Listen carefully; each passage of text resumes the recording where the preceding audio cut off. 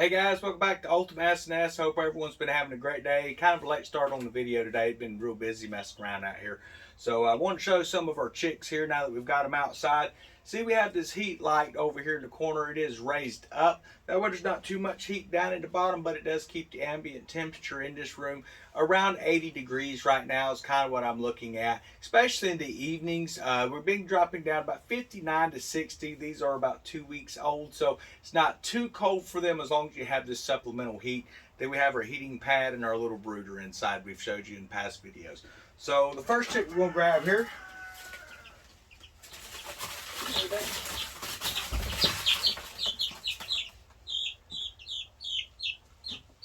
So this is our little Brahma hybrid here. We're going to get them a little closer for you. As you can see, you have those nice feathered legs, just like you'd have on your Brahma chicks. Being that they are bred with the copper Moran, they actually, some of them will have feathers on their legs, but you can very easily tell the Brahma because it has maintained the feathers. Sorry, Stan is up here. He's roostering around in the back right now, so you can probably hear him crowing. But so far, all the wings that are coming in appear to be black, some grays. But they're developing very quickly. Be curious to see what their adult feathers look like. Come on, baby, we'll put you back in here.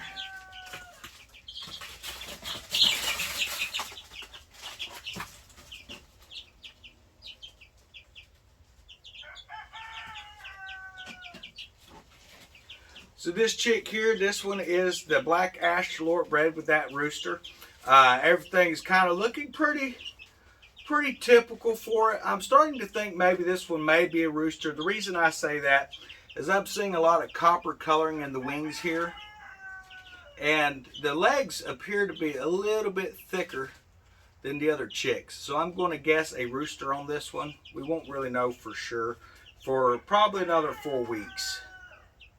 See if we can get them a little closer there for you. But the legs, very black legs, just like you would see on a copper Moran or also on your black Ashtalorts. The other chick we're going to pull out, if we can catch her.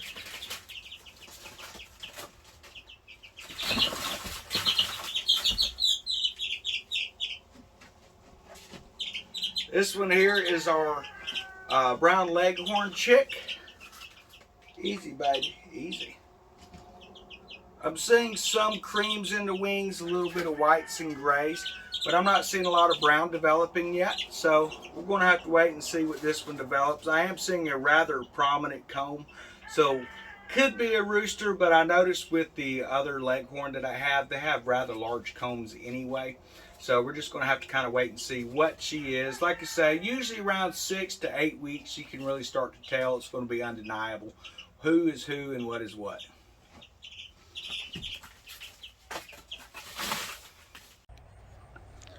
So now I'm just walking back. This chick has been out all day.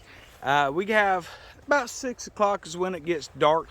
And as that sun starts to set behind the horizon, I like to try and come out and get these guys back in the coop if I can, just because we get a lot of predatory birds right before the sun goes down. As you can see, he's got his chicks with him. He's got his little hens hanging out. So there could be easy ways to get them in the coop. Sometimes you got to shoo them. Sometimes they'll go right in by themselves. The easiest way I found is to offer them a snack. What I use is a treat. So here's some broccoli. We're just going to take this out and get them back in the coop. Come on, baby. Come on.